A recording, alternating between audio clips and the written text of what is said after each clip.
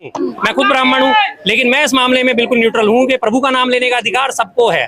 जो भी चाहे वो ले सकता है, जो भी चाहे वो बात कर सकता है, जो भी चाहे इस बारे में चर्चा कर सकता है। ऑलरेडी मौजूद हैं, तो इसलिए मैं तो कहता हूँ कि अगर शूद्र ना हो तो हम खड़े कहाँ हो। मेरे ये शूद्र है, कमर से निचले का शूद्र कहलाता है। अगर ये ना हो तो मैं खड़ा हो जाऊंगा, क्या मैं चल पाऊंगा? एक जगह बैठा रह जाऊंगा मैं तो ठूठ हूँ। तो यादव किससे कहलाते हैं? यदुवंश। यदुवंश किसका कहलाया जाता है? श्री कृष्ण का। जब आप एक तरफ तो श्री कृष्ण को पूजनीय मानते हो और दूसरी तरफ उन्हीं के वंशजों को आप कहते हो कि आप कथा भी नहीं कह सकते, ये कौन सा दो रंगी बात हुई भाई? ऐसा तो नहीं होना चाहिए। अपमान किया है ब्राह्मणों का, सच सच बताइएगा। नहीं जी, मेरी भावनाएं इन छोटी छोटी बातों पे आहत नहीं होती। साफ बताऊं मैं आपको, मेरी भावनाएं बिल्कुल किसी चीज से आहत नहीं होती। मेरी भावनाएं तब आहत होती हैं अगर मेरे हाथ में 4 रोटी और सामने कोई मेरे भूखा आ जाए और मैं उसे 2 रोटी देने से मना कर दूं। नमस्कार, मैं ज्योति यादव और आप देख रहे हैं रिपब्लिक समाचार। आपने इटावा की घटना देखी और फिर पलटवार भी देखा, लेकिन इटावा की घटना के बाद एक सवाल पूछना लाजमी हो गया है। वो ये सवाल है कि क्या एक तबके विशेष को ही कथा कहने का अधिकार है? क्योंकि जिस प्रकार से इटावा के मुकुटमणि सिंह के ऊपर पेशाब से शुद्धिकरण किया गया, उनके बाल मुंडवाए गए, वो तमाम तस्वीरें आपने देखी होगी। तो पूरे विषय पर मैं एक लंबे समय से इंतजार भी कर रही थी कि शर्मा जी मुझे मिले और हम इस पर चर्चा करें। तो स्वागत करना चाहूंगी शर्मा। धन्यवाद। बताइए, बिहार से लेकर हर जगह चर्चाएं हैं इटावा वाली घटना को लेकर। निंदनीय घटना है जी। प्रभु राम का अधिकार, नाम लेने का अधिकार सबको है, सबको है, सबको है। सब प्रभु श्री राम सबके हैं, तो सबको उनका नाम लेने का अधिकार है। कोई भी उनकी बात कर सकता है। और सबसे बड़ी बात, अगर हम इसमें पहली से सबसे बड़ी चीज आपको देखनी पड़ेगी इसमें कि प्रभु श्री राम की जो रामायण कथा किसने लिखी? श्री राम वाल्मीकि जी ने। वाल्मीकि जी को जाति से नीचे माना जाता है ना, वाल्मीकि समाज को नीचा माना जाता है। और उन्होंने पूरे विश्व में, पूरे भारत में हर जगह उन्हें प्रभु श्री राम की चर्चा करी उन्होंने। तो फिर जब शुरुआत ही उन्होंने करी और आप वाल्मीकि रामायण ही पढ़ते हो, तो अगर कोई नीची जाति का या यादव है या कोई और है, अगर वो श्री राम का नाम ले रहा है तो इसमें क्या गुनाह कर रहा है? अपने प्रभु नाम का नाम लेना या किसी भी प्रभु का नाम ले रहा है, चाहे वो कृष्ण हो, चाहे वो परशुराम जी हो या कोई भी हो, उनका नाम लेना गुनाह थोड़ी हो सकता है। कोई भी कह सकता है, कोई भी नाम ले सकता है, कोई भी उनके बारे में बात कर सकता है। प्रभु स्तुति कहाँ से गुनाह हो गई? बिल्कुल गलत है। जो धर्मशास्त्र क्या कहते हैं? शंकराचार्य जी कह रहे हैं कि जो ब्राह्मण हैं, जो आपके तबके के हैं, वो ऊपर बैठेंगे गद्दी पे और बाकी लोग नीचे सुनेंगे।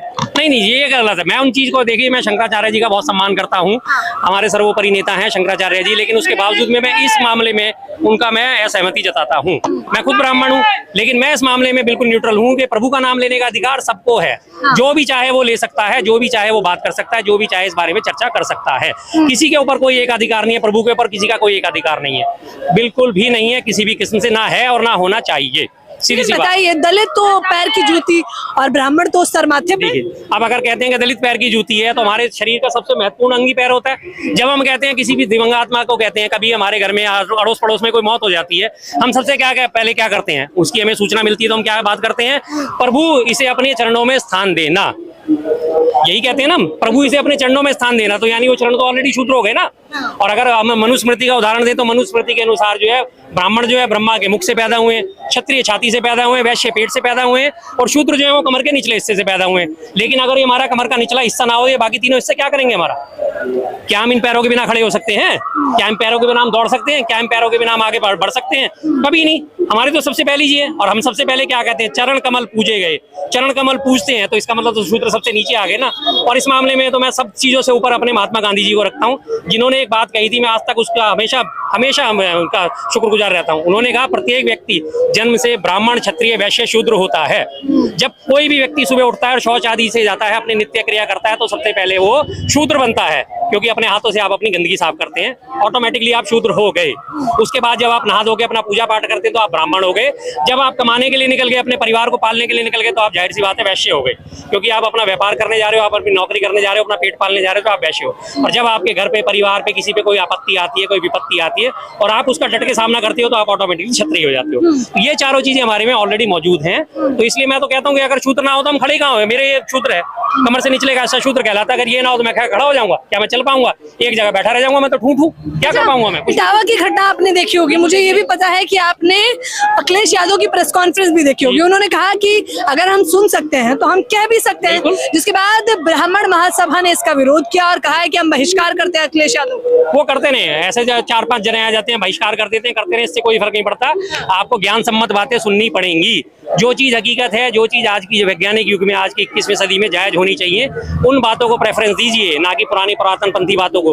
अगर मनुस्मृति की बात करी जाए तो मनुस्मृति के हिसाब से कहा जाता है जी, अगर शूद्र के कानों में वेदों का एक भी अक्षर पड़ जाए तो उसके कानों में पिघला शीशा भर देना चाहिए। क्यों भैया? उसे क्या उत्थान का अधिकार नहीं है, उसे क्या पतन का अधिकार नहीं है। और हमारे हिंदू धर्म के हिसाब से कहा जाता है कि हम 7 जन्म लेते हैं और 7 जन्मों में हम 4 वर्णों से गुजरते हैं। आज अगर मैं ब्राह्मण हूं तो जरूरी नहीं कि मुझे अगला जन्म ब्राह्मण का ही मिले, मुझे हो सकता है कोई और जन्म मिल जाए, क्षत्रिय मिल जाए, वैश्य मिल जाए, शूद्र मिल जाए, कुछ भी मिल सकता है। और 7 जन्मों के बाद 84 लाख योनि में से बची हुई सारी योनियां मुझे कीड़े मकोड़े पेड़ पत्ती के तौर पे गुजारनी पड़ती हैं, जाहिर सी बात है। तो ये तो हम जो सृष्टि का चक्र है, सृष्टि चक्र में हर कोई शामिल है।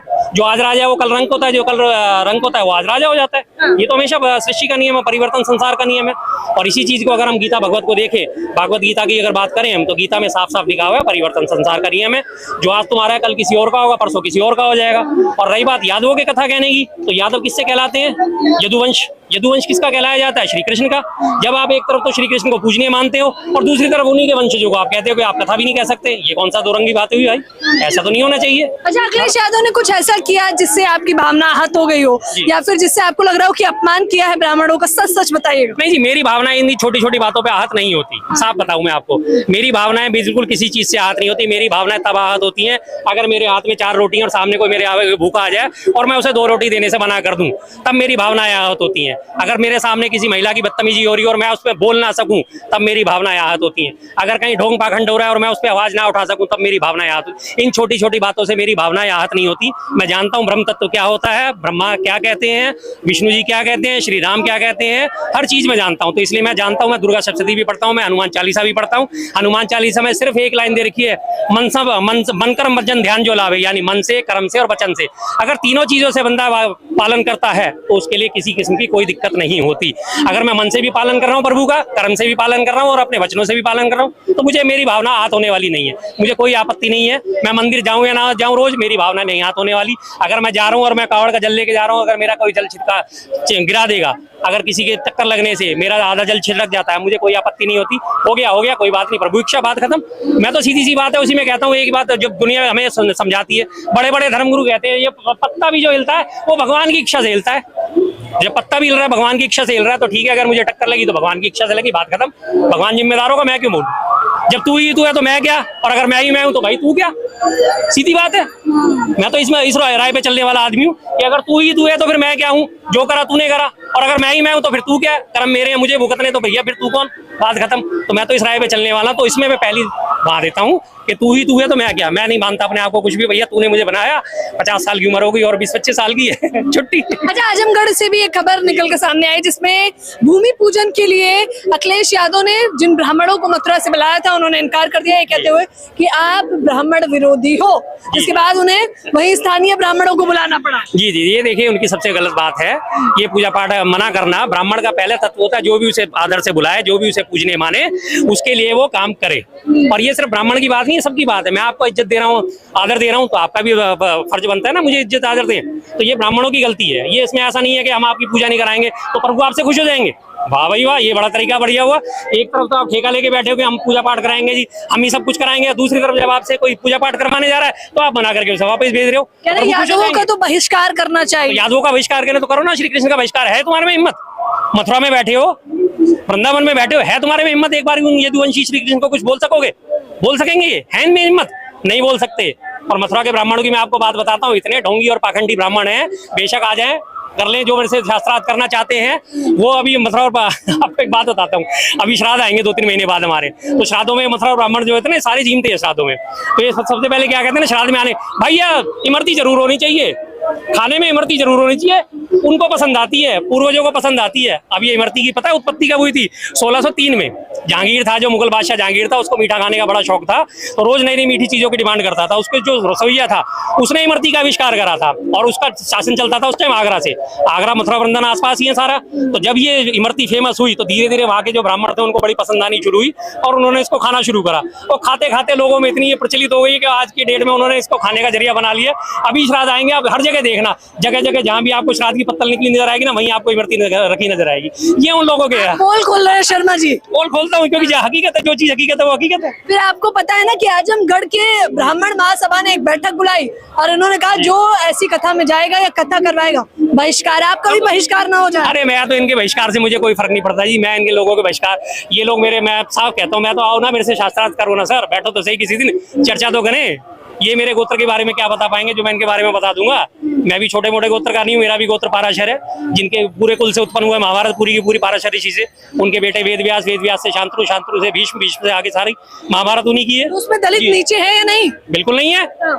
वेद व्यास जो थे उन्होंने किससे करी थी शादी? सत्यवती से। सत्यवती कौन थी? मत्स्य कन्या।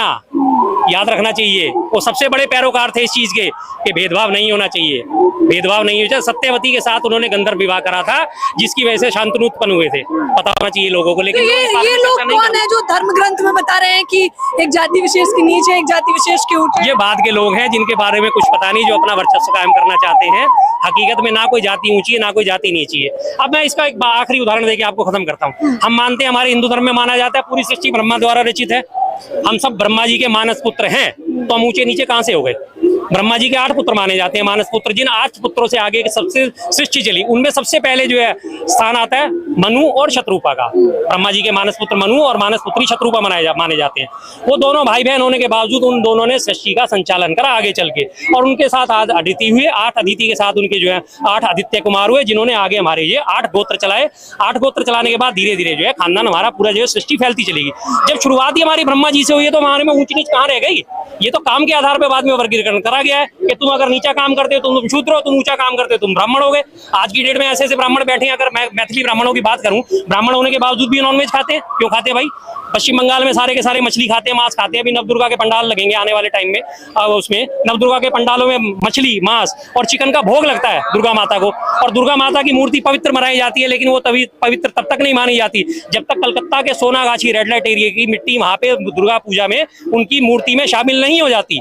ये चीज है हमारे धर्म में। तो अगर धर्म के मान दिया जाए, वो एक जिन्हें कहा जाता है कि जिन्हें वैश्या कहा जाता है, या जिन्हें वो उनके यहाँ की भी कोठों की मिट्टी लाके और उस मिट्टी को मूर्ति में मिला के तब मूर्ति बनाते हैं और तब उसको पूजते हैं। तो फिर अगर आप जाओगे घुसोगे ना आप हिंदू धर्म में, तब आपको असलियत पता चलेगी।